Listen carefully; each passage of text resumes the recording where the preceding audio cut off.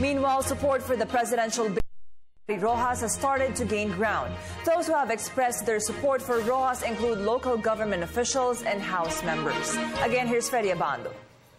Support for the presidential bid of local government Secretary Mar Roxas is gaining ground days after his anointment by the president as his personal choice to run and win in 2016. An alliance of House members from the ruling majority led by the Liberal Party, the National Unity Party, Nationalistas, Nationalist People's Coalition, and the Party List Caucus pledged their support for Roxas. The ULAP, the Union of All Local Officials in the Philippines, composed of governors, city and local mayors, barangay officials, vowed to push Roxas as the best and most qualified candidate to run the country after President Aquino ends his term in 2016. Mindoro Oriental Governor Alfonso Umali Jr. stressed Roxas has the commitment to continue empowering local government units to enhance the delivery of basic services to our people. Umali said that as local government secretary, Roxas has delivered the support LGUs needed to be positive forces for change. Dapat tuloy natin ang matuwid na daan sapagkat ito po talaga lahat ng mga mayors natin, lahat ng mga kapitan natin, lahat ng mga governors ngayon lang po nakatikim ng mga programa na nanggaling po kay Pangulong Noynoy sa pamamagitan po ni Secretary Mar Roxas.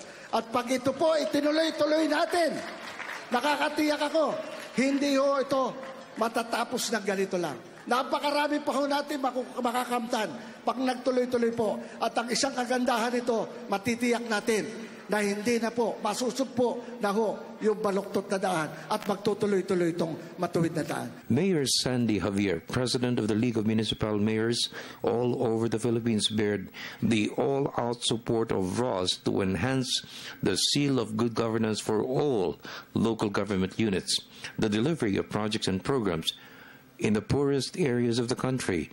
Javier also cited Roxas for his leadership addressing areas devastated by natural calamities.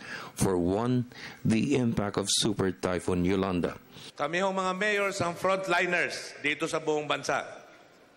At namin ang suporta ni Secretary Mar Roxas sa aming mga munting mga mayor all over the country. Kaya ho, I am very proud to have known Secretary Mar, having had worked with him. He is very, very hardworking and very diligent. And he does not leave any stone unturned.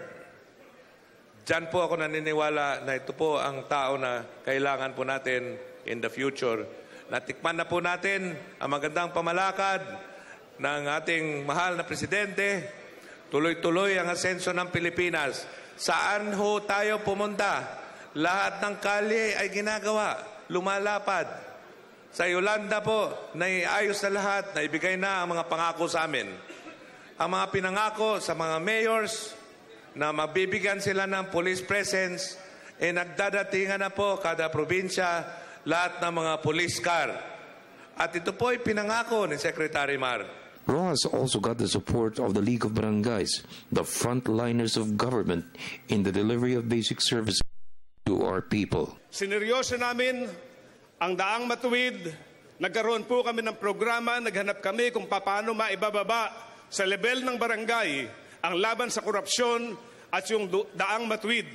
Kaya po, ipinagpatuloy namin, pinag-igting namin yung programa na sinimula ni Secretary Robredo, yung tungkol sa ubas, ang ugnayan ng barangay at simbahan. For the People's Television Network, this is Freddy Abando reporting.